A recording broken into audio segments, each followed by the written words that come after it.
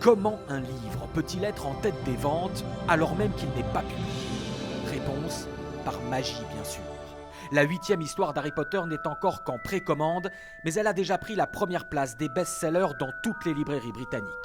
Un 8e roman qui sera en fait le script d'une pièce de théâtre. L'auteur J.K. Rowling semble s'être décidé après avoir subi un véritable harcèlement des fans. Je pensais que ça allait diminuer avec le temps, mais je reçois encore un nombre incalculable de propositions, de scénarios, d'idées, de dessins, de suggestions pour des suites. Chaque semaine, ça n'arrête pas. Des fans qui ont reçu la nouvelle comme l'annonce d'un nouvel évangile.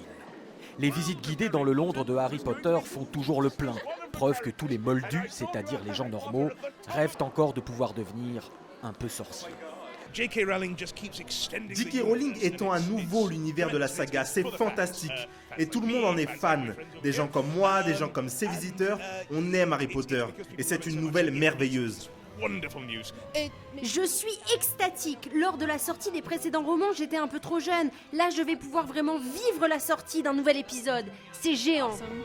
La nouvelle histoire se déroulera 19 ans après la scolarité de Harry Potter à Poudlard.